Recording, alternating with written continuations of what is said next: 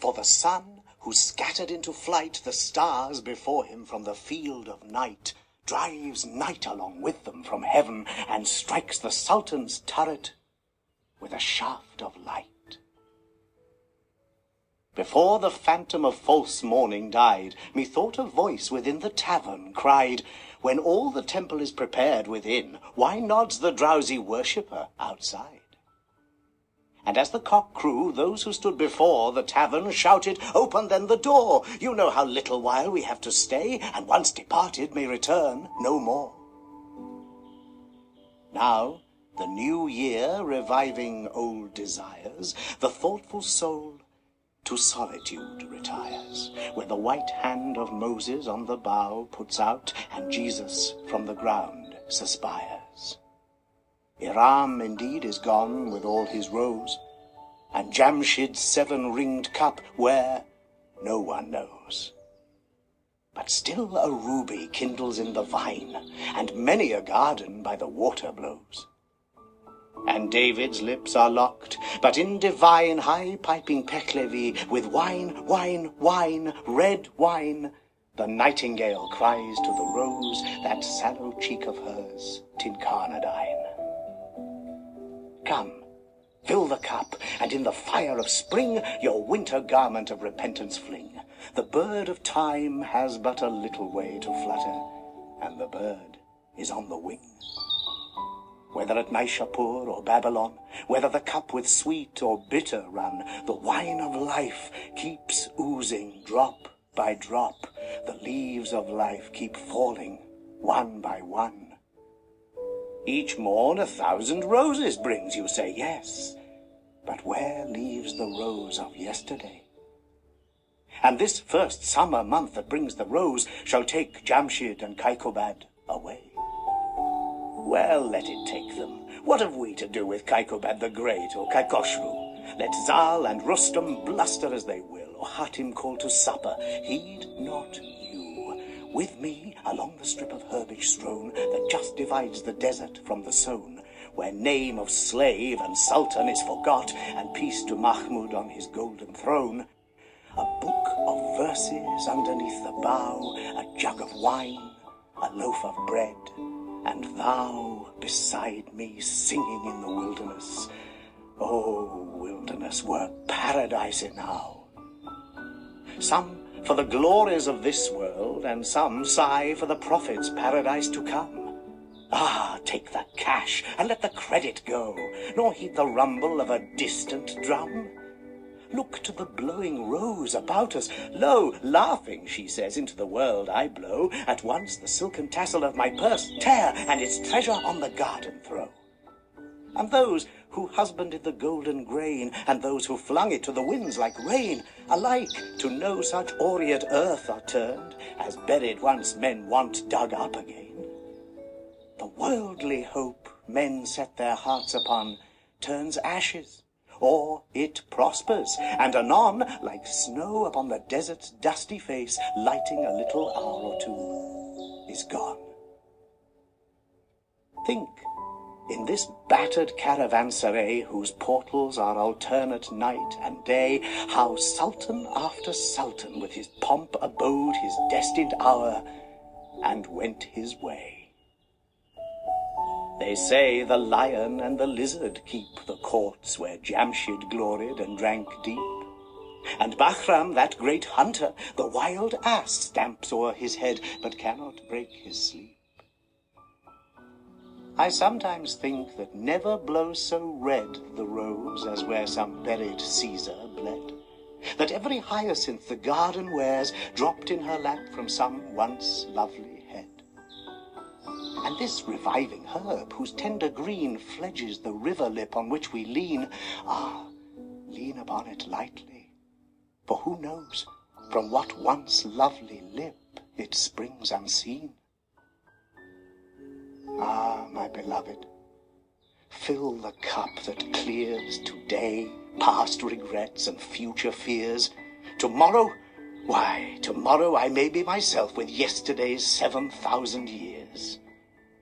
For some we loved, the loveliest and the best, that from his vintage rolling time hath pressed, have drunk their cup a round or two before, and one by one crept silently to rest. And we, that now make merry in the room they left, and summer dresses in new bloom, ourselves must we beneath the couch of earth descend? Ourselves to make a couch? For whom? Ah, make the most of what we yet may spend, before we too into the dust descend. Dust into dust, and under dust to lie, sans wine, sans song, sans singer, and sans end. Alike for those who for today prepare, and those that after some tomorrow stare, a muezzin from the tower of darkness cries, "Fools, your reward is neither here nor there." Why, all the saints and sages who discussed of the two worlds so wisely, they are thrust like foolish prophets forth. Their words to scorn are scattered, and their mouths are stopped with dust. Myself, when young, did eagerly frequent doctor and saint, and heard great argument about it and about, but evermore came out by the same door wherein I went. With them the seed of wisdom did I sow, and with mine own hand wrought to make it grow, and this was all the harvest that I reaped. I came like water, and like wind I go into this universe, and why, not knowing, nor whence, like water willy-nilly flowing, and out of it as wind along the waste, I know not whither, willy-nilly blowing. What, without asking, hither hurried? Whence? And without asking, whither hurried? Hence. Oh, many a cup of this forbidden wine must drown the memory of that insolence. Up from earth's centre through the seventh gate rose, and on the throne of Saturn sate, and many a knot unravelled by the road, but not the master knot of human fate. There was the door to which I found no key. There was the veil through which I might not see. Some little talk a while of me and thee there was, and then no more of thee and me. Earth could not answer, nor the seas that mourn in flowing purple of their Lord forlorn, nor rolling heaven with all his signs revealed and hidden by the sleeve of night and morn. Then of the thee in me works behind the veil, I lifted up my hands to find a lamp amid the darkness, and I heard, as from without, the me within thee blind. Then to the lip of this poor earthen urn I leaned, the secret of my life to learn. And lip to lip it murmured, "While you live, drink, for once dead, you never shall return." I think the vessel that with fugitive articulation answered, once did live and drink. And ah, the passive lip I kissed, how many kisses might it take and give? For I remember stopping by the way to watch a potter thumping his wet clay, and with its all obliterated tongue it murmured, "Gently, brother, gently, pray."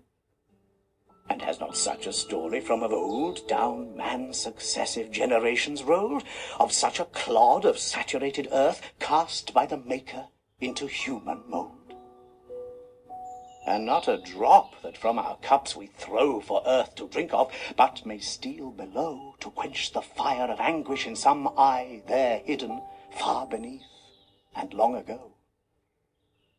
As then the tulip for her morning sup of heavenly vintage from the soil looks up, do you devoutly do the like, till heaven to earth invert you like an empty cup. Perplex no more with human or divine, tomorrow's tangle to the winds resign, and lose your fingers in the tresses of the cypress slender minister of wine. and if the wine you drink, the lip you press, end in what all begins and ends in yes. Think then you are today what yesterday you were. Tomorrow you shall not be less. So when that angel of the darker drink at last shall find you by the river brink, and offering his cup invite your soul forth to your lips to quaff, you shall not shrink. Why, if the soul can fling the dust aside, and naked on the air of heaven ride, were't not a shame? Were't not a shame for him in this clay carcass crippled to abide? 'Tis but a tent, where takes his one day's rest a sultan to the realm of death addressed. The sultan rises, and the dark Ferash strikes, and prepares it for another guest. And fear not, lest existence, closing your account and mine, should know the like no more. The eternal Saki from that bowl has poured millions of bubbles like us, and will pour. When you and I behind the veil are past, oh, but the long, long while the world shall last, which of our coming and departure heeds, as the sea's self should heed a pebble cast. A moment's halt, a momentary taste of being from the well amid the waste. And lo, the phantom caravan has reached the nothing it set out from. Oh, make haste! Would you that spangle of existence spend? About the secret, quick, about it, friend! A hair perhaps divides the false and true, and upon what, prithee, may life depend? A hair perhaps divides the false and true. Yes, and a single aleph were the clue, could you but find it, to the treasure house, and peradventure to the master too, whose secret presence through creation's veins, running quicksilver-like, eludes your pains, taking all shapes from Ma to Mahi, and they change and perish all, but he remains. A moment guessed, then back behind the fold, immersed of darkness, round the drama rolled, which, for the pastime of eternity, he doth himself contrive, enact, behold. But if in vain, down on the stubborn floor of earth, and up to heaven's unopening door you gaze today, while you are you, how then tomorrow, you when shall be you no more? Waste not your hour, nor in the vain pursuit of this and that, endeavour and dispute. Better be jocund with the fruitful grape, than sadden after none or bitter fruit. You know, my friends, with what a brave carouse I made a second marriage in my house, divorced old barren Reason from my bed, and took the daughter of the vine to spouse. For is and is not, though with rule and line, and up and down by logic I define, of all that one should care to fathom, was never deep in anything but wine. Ah, but my computations, people say, reduce the year to better reckoning. Nay, 'twas only striking from the calendar unborn tomorrow and dead yesterday.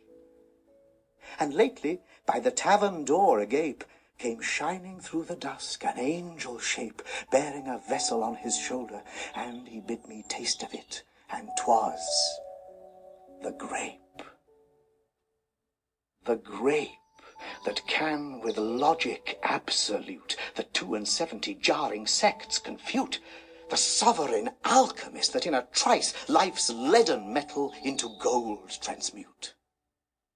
The mighty Mahmud, Allah-breathing Lord, that all the misbelieving and black horde of fears and sorrows that infest the soul scatters before him with his whirlwind sword. Why, be this juice the growth of God? Who dare blaspheme the twisted tendril as a snare? A blessing we should use it, should we not? And if a curse, why then, who set it there?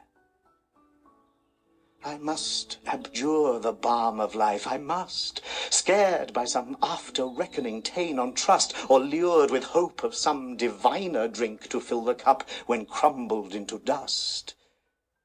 Oh, threats of hell and hopes of paradise, one thing at least is certain, this life flies. One thing is certain, and the rest is lies. The flower that once has blown forever dies.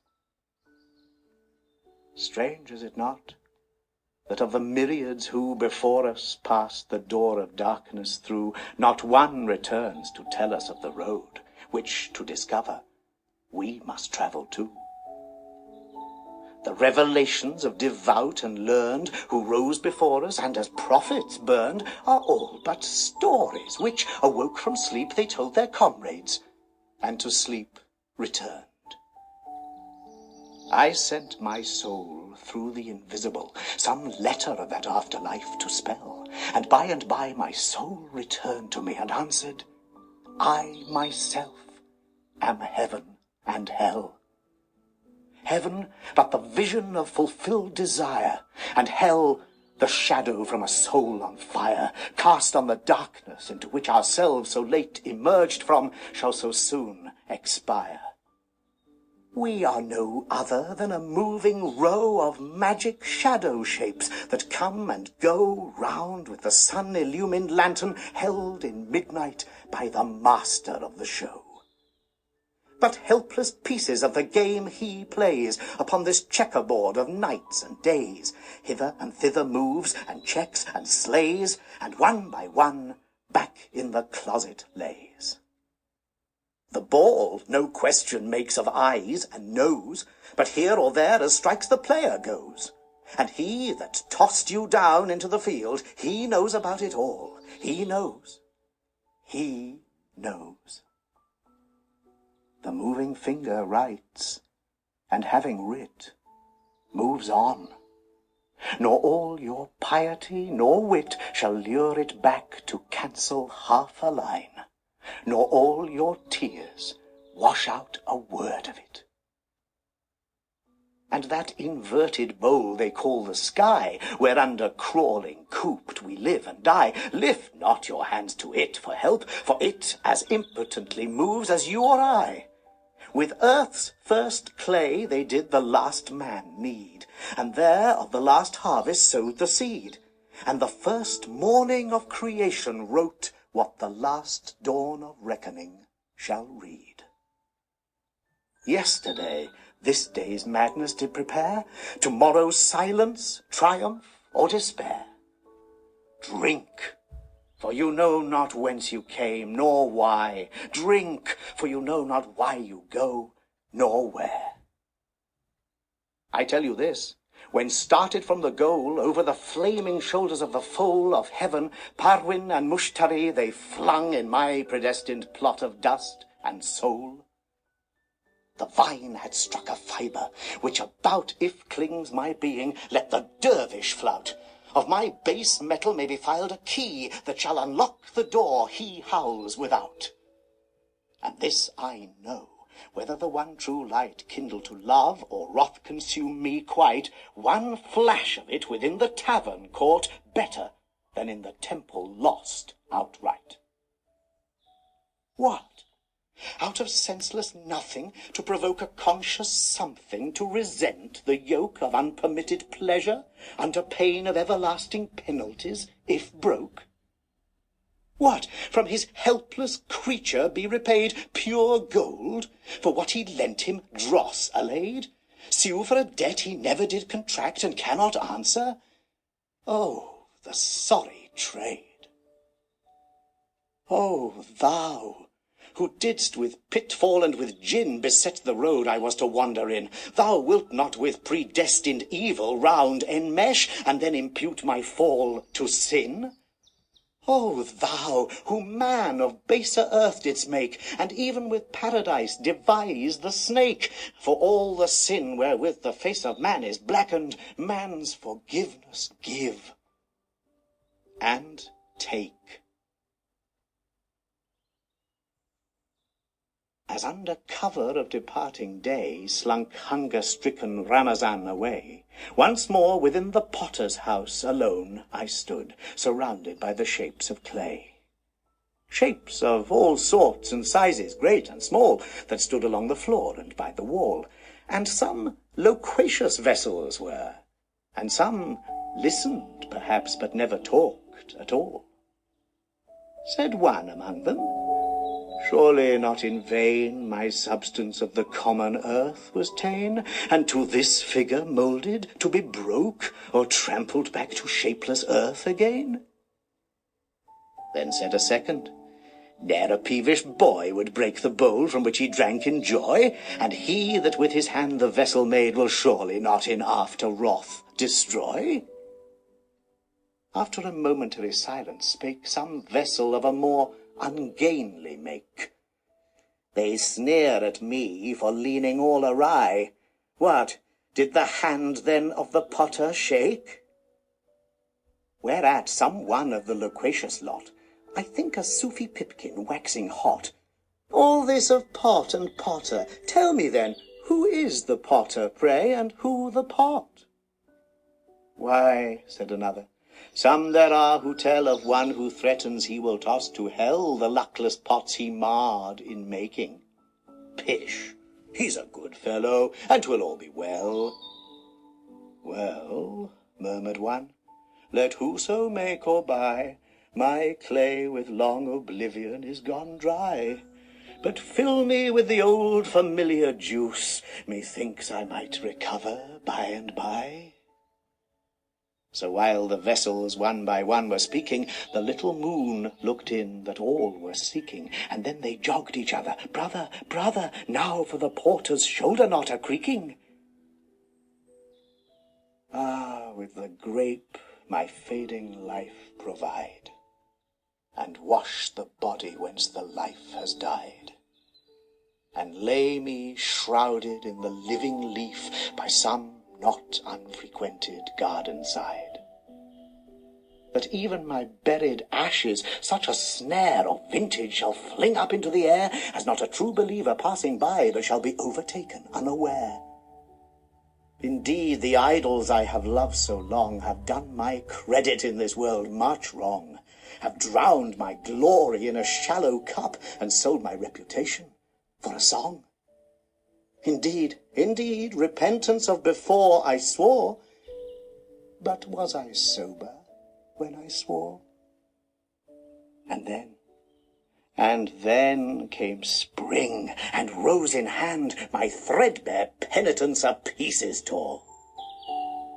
And much as wine has played the infidel, and robbed me of my robe of honour, well, I wonder often what the vintners buy one half so precious as the stuff they sell.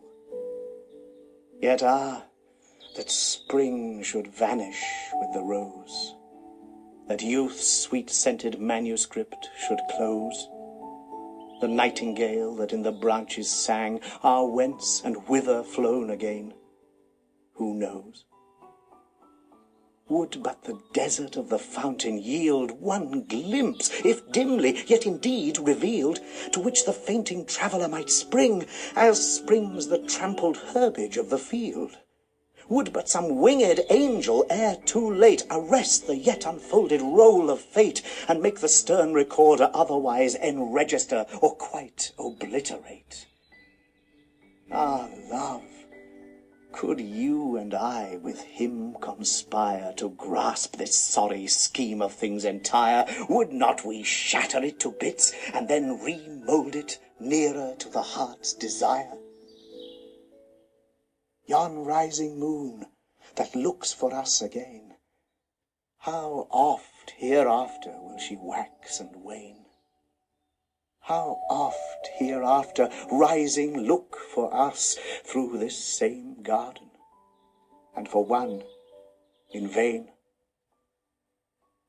And when, like her, O Saki, you shall pass among the guests, star-scattered on the grass, and in your joyous errand reach the spot where I made one, turn down an empty glass. Tamam.